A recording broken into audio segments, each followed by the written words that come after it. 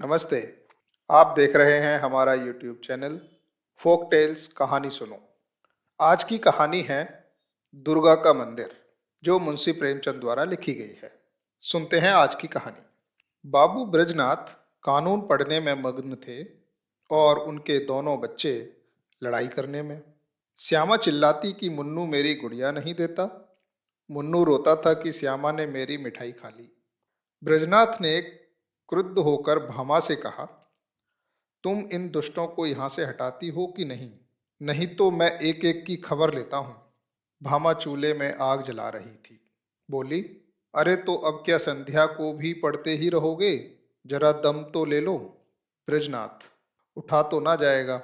बैठी बैठी वहीं से कानून बघारोगी।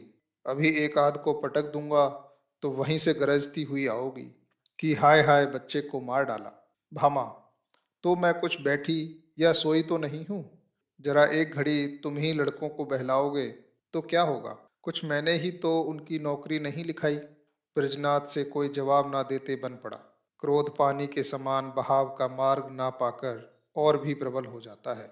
यद्यपि ब्रजनाथ नैतिक सिद्धांतों के ज्ञाता थे, पर उनके पालन में इस समय कुशल न दिखाई दी।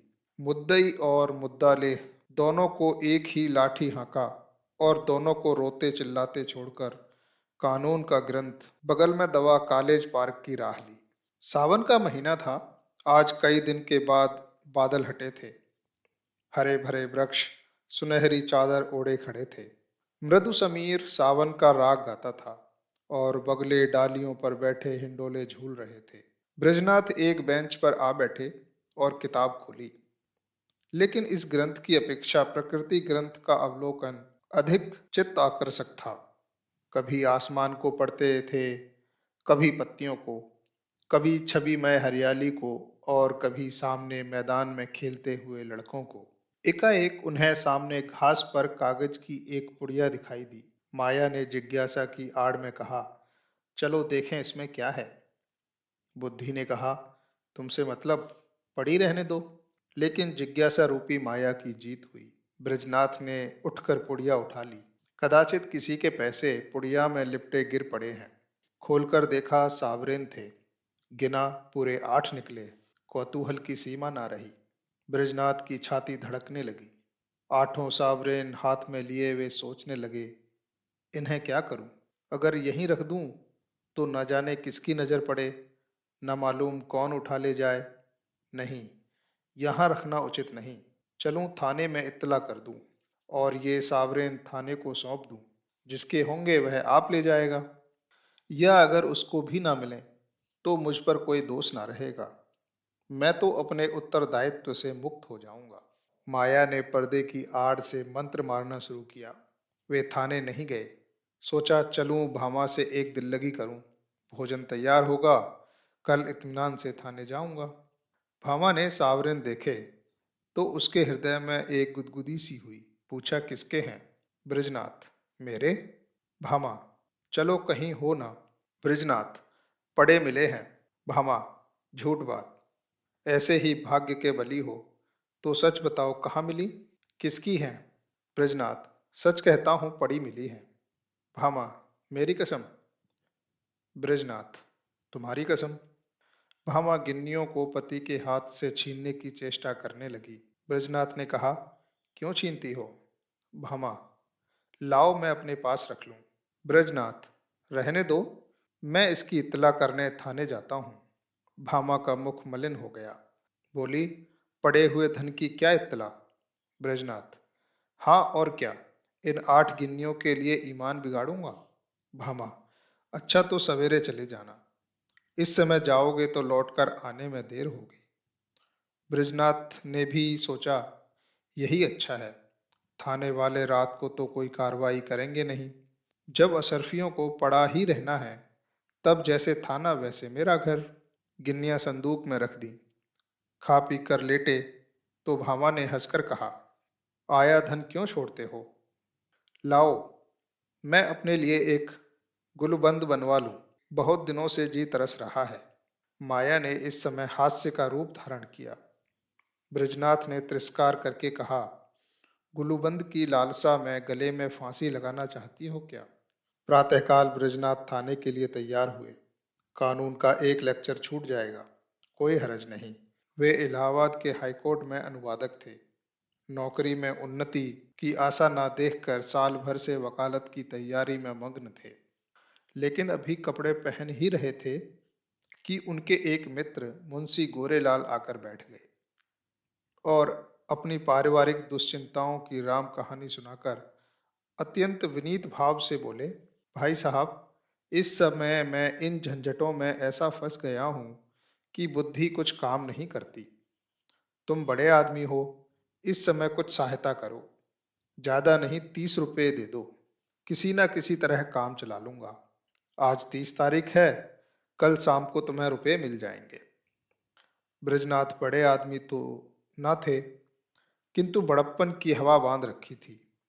यह मिथ्याभिमान उनके स्वभाव की एक दुर्बलता थी। केवल अपने वैभव का प्रभाव डालने के लिए ही ब्रजनाथ बहुधा मित्रों की छोटी मोटी आवश्यकताओं पर अपनी वास्तविक आवश्यकताओं को निछावर कर दिया करते थे। लेकिन भामा को इस विषय में उनसे सहानुभूति न थी। इसलिए जब ब्रजनाथ पर इस प्रकार का संकट आ पड़ता था, तब थोड़ी देर के लिए उनकी पारिवारिक शांति अवश्य नष्ट हो जाती थी। उनमें इनकार करने या टालने की हिम्मत न थी। वे सकचाते हुए भामा के पास गए और बोले, तुम्हारे पास 30 रुपए तो ना होंगे? मुंशी गोरेलाल मांग रहे हैं। भामा ने रुखाई से कहा, मेरे पास तो रुपए नहीं। ब्रजनाथ, होंगे तो जरूर बहाना करती हो। भामा, अच्छा, बहाना ही सही। ब्रजनाथ, तो मैं उनसे क्या कह दूं? भामा, कह दो घर में रुपए नहीं है। तुमसे ना कहते बने तो मैं पर्दे की आड़ से कह दूं। ब्रजनाथ, कहने को तो मैं कह दूं, लेकिन उन्हें विश्वास न आएगा। समझेंगे बहाना कर रहे हैं। भामा, समझेंगे तो समझा करें। ब्रजनाथ, मुझसे ऐसी बेमुरवती नहीं हो सकती। रात दिन का साथ ठहरा, कैसे इनकार करूं? भामा, अच्छा, तो जो मन में आए सो करो। मैं एक बार कह चुकी, मेरे पास रुपए नहीं। ब्रजनाथ मन में बहुत खिन्न हुए। उन्हें विश्वास था कि भामा के पास रुपए हैं, लेकिन केवल मुझे लज्जित करने के लिए इनकार कर रही है। दुराग्रह ने उनके संकल्प को दृढ़ कर दिया। ब्रजनाथ ने संदूक से 2 गिन्नियां निकाली और गोरेलाल को देकर बोले, भाई, कल शाम को कचहरी से आते ही रुपए दे जाना। ये एक आदमी की अमानत है। मैं इसी समय देने जा रहा था। यदि कल रुपए ना पहुंचे तो मुझे बहुत लज्जित होना पड़ेगा। कहीं मुंह दिखाने योग्य ना रहूंगा। गोरेलाल ने मन में कहा, अमानत स्त्री के सिवा और किसकी होगी? और गिन्नियां जेब में रखकर घर की राह ली। आज 1 तारीख की संध्या है। ब्रजनाथ दरवाजे पर बैठे गोरेलाल का इंतजार कर रहे हैं। 5 बज गए, गोरेलाल अभी तक नहीं आए। ब्रजनाथ की आंखें रास्ते की तरफ लगी हुई थी। हाथ में एक पत्र था, लेकिन पढ़ने में जी नहीं लगता था। हर तीसरे मिनट रास्ते की ओर देखने लगते थे, लेकिन सोचते थे आज वेतन मिलने का दिन है, इसी कारण आने में देर हो रही है। आते ही होंगे। 6 बजे तक गोरेलाल का पता नहीं। कचहरी के कर्मचारी एक एक करके चले आ रहे थे। ब्रजनाथ को कई बार धोखा हुआ। वे आ रहे हैं, जरूर वही हैं। वैसी ही अचकन है, वैसी ही टोपी है, चाल भी वही है। हाँ, वही हैं, इसी तरफ आ रहे हैं। अपने हृदय से एक बोझ सा उतरता मालूम हुआ, लेकिन निकट आने पर ज्ञात हुआ कि कोई और है। आशा की कल्पित मूर्ति दुराशा में बदल गई। ब्रजनाथ का चित्त खिन्न होने लगा। वे एक बार कुर्सी से उठे, बरामदे की चौखट पर खड़े हो सड़क पर दोनों तरफ निगाह दौड़ाई। कहीं पता नहीं। 2-3 बार दूर से आते हुए इक्को को देखकर गोरेलाल को भ्रम हुआ। आकांक्षा की प्रबलता। 7 बजे चिराग जल गए। सड़क पर अंधेरा छाने लगा। ब्रजनाथ सड़क पर उद्विग्न भाव से टहलने लगे। इरादा हुआ गोरेलाल के घर चलूं। उधर कदम बढ़ाया, लेकिन हृदय कांप रहा था कि कहीं वे रास्ते में आते हुए ना मिल जाएं। तो समझें कि थोड़े से रुपयों के लिए इतने व्याकुल हो गए। ब्रजनाथ अभी थोड़ी ही दूर गए थे कि उन्होंने किसी को आते देखा। भ्रम हुआ गोरेलाल हैं। मुड़े और सीधे बरामदे में आकर दम लिया। लेकिन फिर वही धोखा, फिर वही भ्रांति। तब सोचने लगे कि इतनी देर क्यों हो रही है। क्या अभी तक वे कचहरी से ना आए होंगे? ऐसा कदापि नहीं हो सकता। उनके दफ्तर वाले मुद्दत हुई निकल गए। बस दो बातें हो सकती हैं। या तो उन्होंने कल आने का निश्चय कर लिया, समझे होंगे रात को कौन जाए, या जानबूझकर बैठे होंगे, देना ना चाहते होंगे। उस समय उनको गरज थी, इस समय मुझे गरज है। मैं ही किसी को क्यों ना भेज दूं। लेकिन किसे भेजूं? मुन्नू जा सकता है, सड़क ही पर मकान है। यह सोचकर कमरे में गए, लैंप जलाया और पत्र लिखने बैठे। मगर आंखें द्वार ही की ओर लगी हुई थी। अकस्मात ब्रजनाथ को किसी के पैरों की आहट सुनाई दी, परंतु पत्र को एक किताब के नीचे दबा लिया और बरामदे में चले आए। देखा पड़ोस का एक कुंजड़ा तार पढ़ाने आया है। उससे बोले, भाई इस समय फुर्सत नहीं है, थोड़ी देर में आना। उसने कहा, बाबूजी, घर भर के आदमी घबराए हैं, जरा एक निगाह देख लीजिए। निदान बृजनाथ ने झुंझलाकर उसके हाथ से तार ले लिया और सरसरी नजर से देखकर बोले, कलकत्ता से आया है, माल नहीं पहुंचा। कुंजड़े ने डरते डरते कहा, बाबूजी इतना और देख लीजिए किसने भेजा है। इस पर बृजनाथ ने तार फेंक दिया और बोले, मुझे इस वक्त फुर्सत नहीं है। 8 बज गए। बृजनाथ को निराशा होने लगी। मुन्नू इतनी रात बीते नहीं जा सकता। मन में निश्चय किया आज ही जाना चाहिए। भला से बुरा मानेंगे, इसकी कहाँ तक चिंता करूं। स्पष्ट कह दूंगा, मेरे रुपए दे दो। भलमनसी भले मानसों से निभाई जा सकती है, ऐसे धूर्तों के साथ भलमनसी का व्यवहार करना मूर्खता है। अचकन पहनी, घर में जाकर भावा से कहा, जरा एक काम से बाहर जाता हूँ, किवाड़ें बंद कर लो। ब्रजनाथ चलने को तो चले, लेकिन पग पग पर रुकते जाते थे। गोरेलाल का घर दूर से दिखाई दिया। लैंप जल रहा था। ठिठक गए और सोचने लगे, चलकर क्या कहूंगा। कहीं उन्होंने जाते जाते रुपए निकाल कर दे दिए और देर के लिए क्षमा मांगी तो मुझे बड़ी झेप होगी। वे मुझे क्षुद्र, ओछा, धैर्यहीन समझेंगे। नहीं, रुपयों की बातचीत करूं ही क्यों। कहूंगा, भाई, घर में बड़ी देर से पेट दर्द कर रहा है, तुम्हारे पास पुराना तेज सिरका तो नहीं है। मगर नहीं, यह बहाना कुछ भद्दा सा प्रतीत होता है।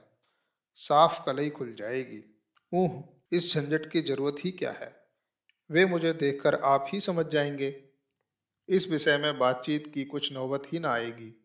ब्रजनाथ इसी उधेड़ बुन में आगे बढ़ते चले जाते थे। जैसे नदी में लहरें चाहे किसी ओर चलें, धारा अपना मार्ग नहीं छोड़ती। गोरेलाल का घर आ गया। द्वार बंद था। ब्रजनाथ को उन्हें पुकारने का साहस ना हुआ। समझे खाना खा रहे होंगे।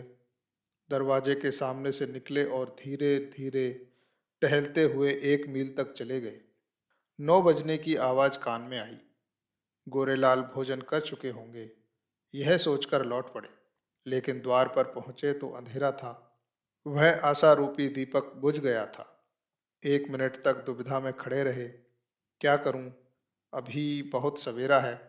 इतनी जल्दी थोड़े ही सो गए होंगे। दबे पांव बरामदे पर चढ़े। द्वार पर कान लगाकर सुना। चारों ओर ताक रहे थे कि कहीं कोई देख ना ले। कुछ बातचीत की भनक कान में पड़ी। ध्यान से सुना। स्त्री कह रही थी, रुपए तो सब उठ गए, बृजनाथ को कहाँ से दोगे। गोरेलाल ने उत्तर दिया, ऐसी कौन सी उतावली है, फिर दे देंगे। दरखास्त दे दी है, कल मंजूर हो ही जाएगी। 3 महीने के बाद लौटेंगे, तब देखा जाएगा। बृजनाथ को ऐसा जान पड़ा मानो मुंह पर किसी ने करारा तमाचा जड़ दिया हो। क्रोध और नैराश्य से भरे हुए बरामदे से उतर आए। घर चले तो सीधे कदम न पड़ते थे, जैसे कोई दिन भर का थका मांदा पथिक हो। बृजनाथ रात भर करवटें बदलते रहे। कभी गोरेलाल की धूर्तता पर क्रोध आता था, कभी अपनी सरलता पर। मालूम नहीं किस गरीब के रुपए हैं, उस पर क्या बीती होगी। लेकिन अब क्रोध या खेद से क्या लाभ।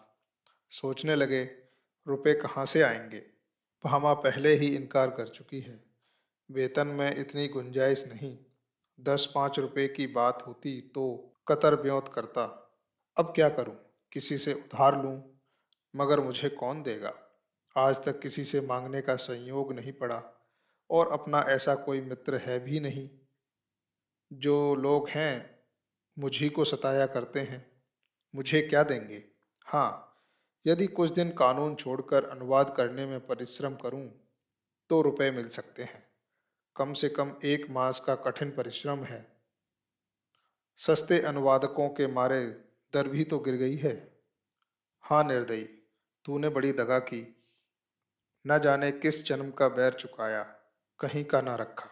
दूसरे दिन से ब्रजनाथ को रुपयों की धुन सवार हुई। सवेरे कानून के लेक्चर में सम्मिलित होते, संध्या को कचहरी से तजवीजों का पुलिंदा घर लाते और आधी रात तक बैठे अनुवाद किया करते। सिर उठाने की मोहलत ना मिलती। कभी 1-2 भी बज जाते। जब मस्तिष्क बिल्कुल शिथिल हो जाता, तब विवश होकर चारपाई पर पड़ रहते। लेकिन इतने परिश्रम का अभ्यास ना होने के कारण कभी कभी सिर में दर्द होने लगता।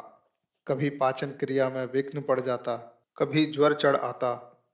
तिस पर भी वे मशीन की तरह काम में लगे रहते। भामा कभी कभी झुंझलाकर कहती, अजी लेटे भी रहो, बड़े धर्मात्मा बने हो। तुम्हारे जैसे 10-5 आदमी और होते तो संसार का काम ही बंद हो जाता। ब्रजनाथ इस वाद्यकारी व्यंग का उत्तर न देते। दिन निकलते ही फिर वही चरखा ले बैठते। यहाँ तक कि 3 सप्ताह बीत गए और 25 रुपए हाथ आ गए।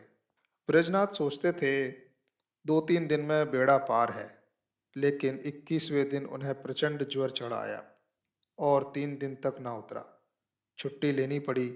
सैया सेवी बन गए। भादों का महीना था। भामा ने समझा पित्त का प्रकोप है। लेकिन जब 1 सप्ताह तक डॉक्टर की औषधि सेवन करने पर भी ज्वर ना उतरा, तब घबराई। ब्रजनाथ प्रायः ज्वर में बकझक भी करने लगते। भामा ब्रजनाथ की बकझक सुनकर डर के मारे कमरे से भी भाग जाती। बच्चों को पकड़कर दूसरे कमरे में बंद कर देती। तब उसे शंका होने लगती कि कहीं यह कष्ट उन्हीं रुपयों के कारण तो नहीं भोगना पड़ रहा है। कौन जाने, रुपए वाले ने कुछ कर धर दिया हो।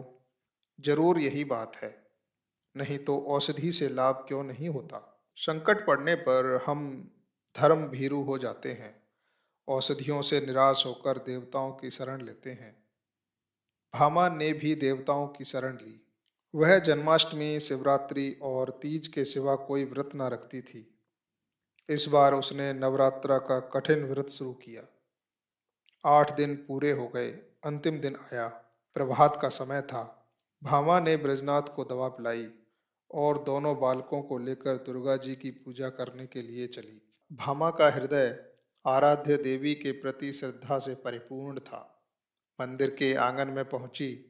उपासक आसनों पर बैठे हुए दुर्गा पाठ कर रहे थे। धूप और अगर की सुगंध उड़ रही थी। उसने मंदिर में प्रवेश किया।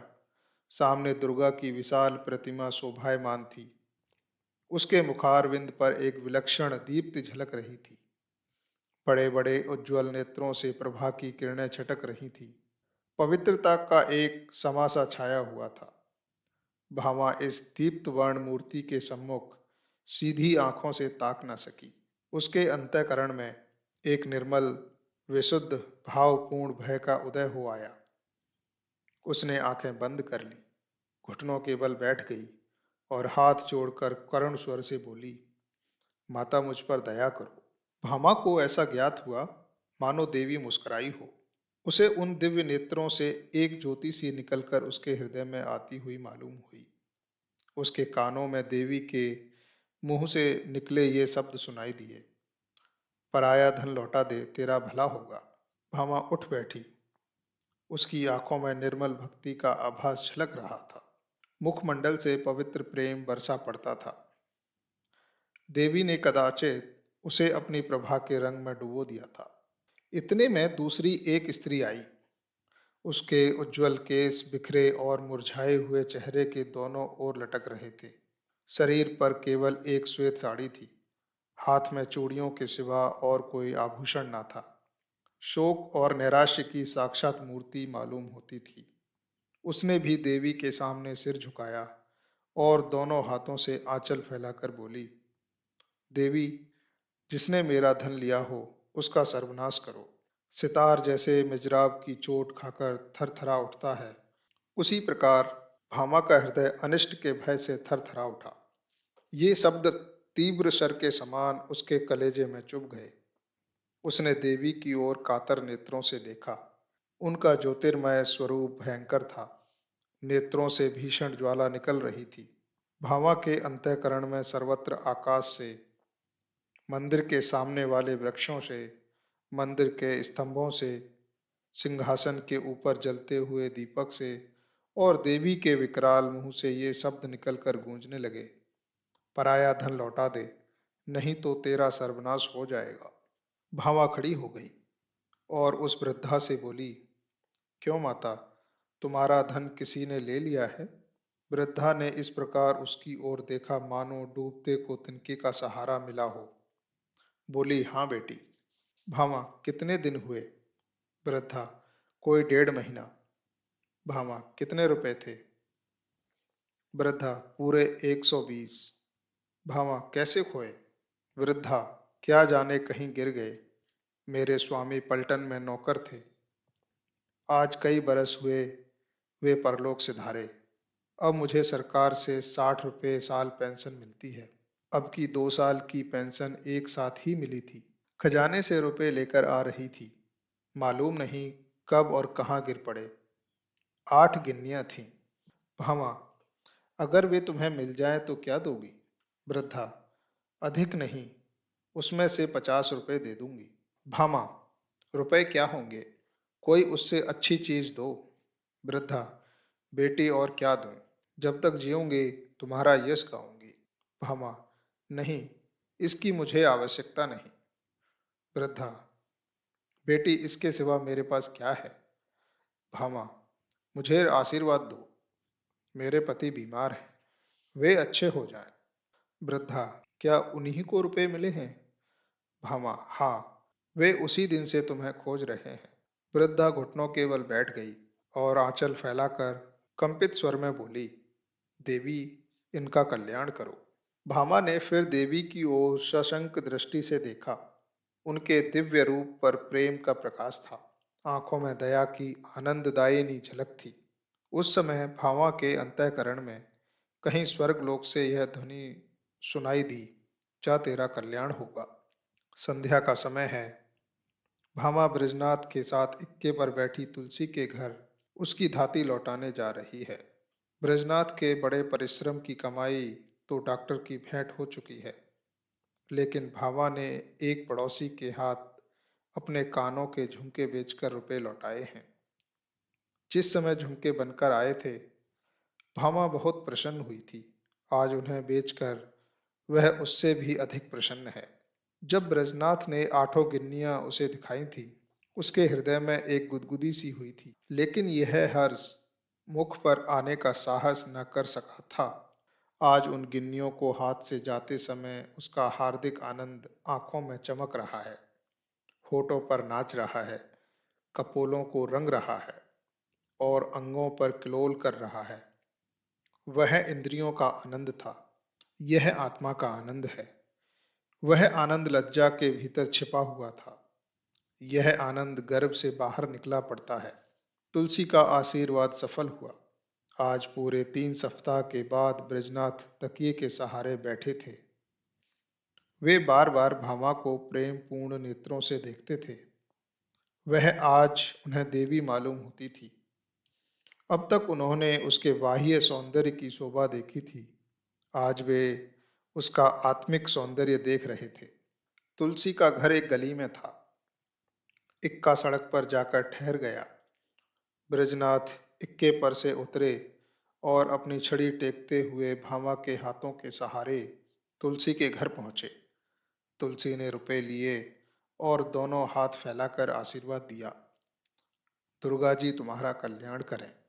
तुलसी का वर्णहीन मुख वैसे ही खिल गया जैसे वर्षा के पीछे वृक्षों की पत्तियां खिल जाती हैं। तुलसी के सिमटे हुए अंग फैल गए, गालों की झुर्रियां मिटती दिखाई पड़ी। ऐसा मालूम होता था मानो उसका कायाकल्प हो गया। वहां से आकर ब्रजनाथ अपने द्वार पर बैठे हुए थे कि गोरेलाल आकर बैठ गए। ब्रजनाथ ने मुंह फेर लिया। गोरेलाल बोले, भाई साहब कैसी तबीयत है? ब्रजनाथ, बहुत अच्छी तरह हूं। गोरेलाल, मुझे क्षमा कीजिएगा। मुझे इसका बहुत खेद है कि आपके रुपए देने में इतना विलंब हुआ। पहली तारीख ही को घर से एक आवश्यक पत्र आ गया और मैं किसी तरह 3 महीने की छुट्टी लेकर घर भागा। वहां की विपत्ति कथा कहूं तो समाप्त ना हो, लेकिन आपकी बीमारी का शोक समाचार सुनकर आज भागा चला आ रहा हूं। ये लीजिए, रुपए हाजिर हैं। इस विलंब के लिए अत्यंत लज्जित हूं। ब्रजनाथ का क्रोध शांत हो गया। विनय में कितनी शक्ति है। बोले, जी हाँ, बीमार तो था, लेकिन अब अच्छा हो गया हूँ। आपको मेरे कारण व्यर्थ कष्ट उठाना पड़ा। यदि इस समय आपको असुविधा हो तो रुपए फिर दे दीजिएगा। मैं अब उऋण हो गया हूँ, कोई जल्दी नहीं है। गोरेलाल विदा हो गए तो ब्रजनाथ रुपए लिए हुए भीतर आए और भामा से बोले, ये लो अपने रुपए। गोरेलाल दे गए। भामा ने कहा, ये मेरे रुपए नहीं, तुलसी के हैं। एक बार पराया धन लेकर सीख गई। ब्रजनाथ, लेकिन तुलसी के पूरे रुपए तो दे दिए गए। भामा, दे दिए तो क्या हुआ, ये उसके आशीर्वाद की नौछावर है। ब्रजनाथ, कान के झुमके कहाँ से आएंगे?